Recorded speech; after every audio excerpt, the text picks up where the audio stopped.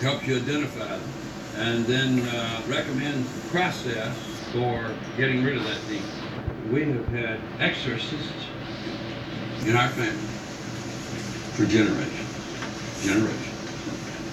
And how many exorcisms do you think you've done this year? 150 exorcisms, yeah. The original story of Lucifer is this. Lucifer indeed was an angel at one point. Some people say that he was actually the choir master of heaven, for lack of a better word. He was helping raise hosannas to God. But he decided he wanted to praise himself. And with that, God cast him out of heaven. He took a third of the host of heaven with him. And those are your demons that you have today. And then what you have basically is the setup of the entire Bible. You have the soul of man being fought over. God wants you to turn to the light of him, and Satan wants to grab your soul. Because ultimately, Satan wants to overthrow God, so you just clash. The Bible is filled with demons. If you believe in God, you have to believe in the devil. Jesus himself was an exorcist. Therefore, if you're a Christian and you believe in the Bible and you believe in Jesus Christ, you have to believe in demons. Mostly people contact me by my website. But this is old school. That's from Ivanwood. This from Georgia. And this one says, please open immediately. Urgent. Exorcism is alive and well in the present age. People think of it as being a scourge of the Middle Ages that somehow went away and was cured by science. The fact of the matter is, it's never gone away. Exorcism today is bigger than it's ever been. The Vatican has used to have like 20 or 25 sanctioned exorcists on the staff. Now they have well over 300. And that's just what they're telling us. And, they're not telling us everything. And that's just the Roman Catholic Church. They get all the press because they got the movie, and that's what's sort of culturally, and I think the reality of it is that exorcisms are performed by every religion all over the world. Local boy Cotton delivers his first exorcism. As a little boy, I thought this was in every newspaper all over the world. Tell me what your dad does. He fights for the demons and the vampires and all the ghosts and all the monsters. He fights all the ghosts and the demons and the vampires? And the monsters. Do you believe in ghosts? Does your dad believe in ghosts?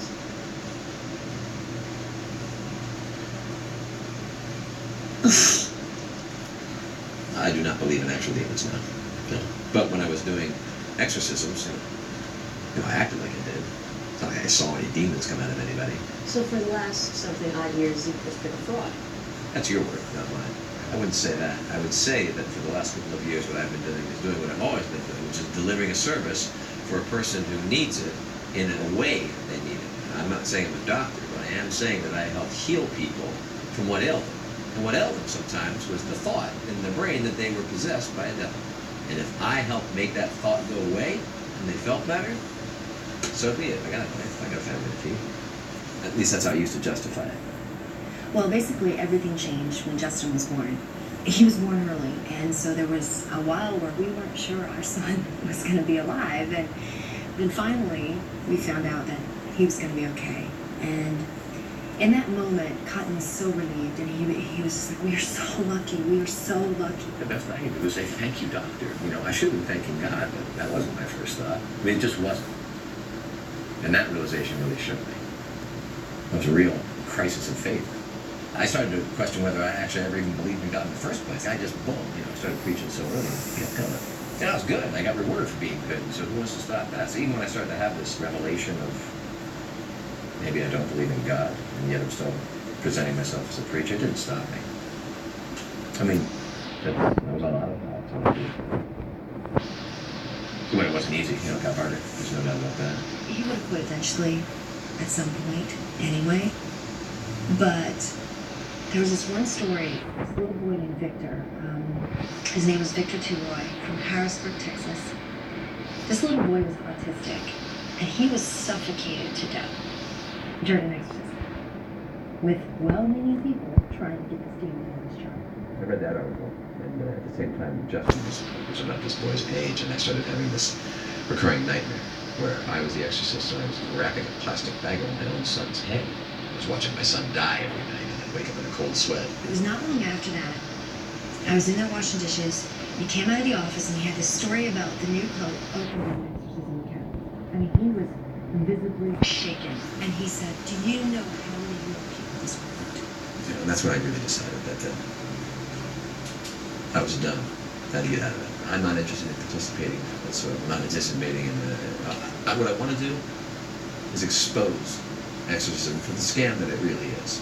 And that's why we're doing this. So if I can help expose it for what it really is and save one kid from having a plastic bag wrapped around his face, that sounds like God's work. What I thought we'd do is that we will open an envelope and we will follow that request wherever it takes us, and I'll let you follow me, and that way you can film all the behind the scenes of my exorcism. Pick the one on top. Ivanwood, Louisiana. They're basically all the same. There's a whole bunch of people out there who are definitely convinced that they're possessed, or there's probably some sort of crop failure or something wrong with the livestock. I feel that I am dealing with a case of possession by the devil himself. My livestock is being slaughtered nightly. Little doubt that who's doing this gruesome. Please. Looks like we're going to Ivanwood. Get Daddy's candlesticks, okay? Give it up.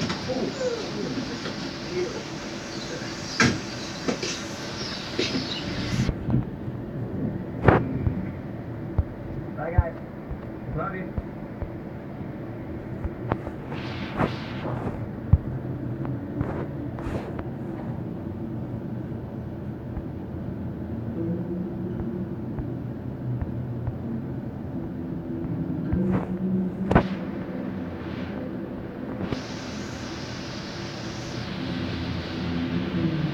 That's amazing down here. It's got a real unique feel, nothing like it in any other part of the country.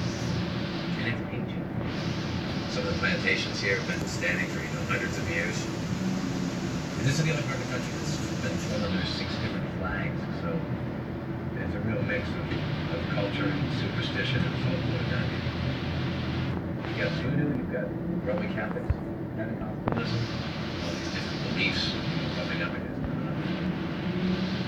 And they're all looking to Savior. They're all looking to be the answer. There's a lot of literacy.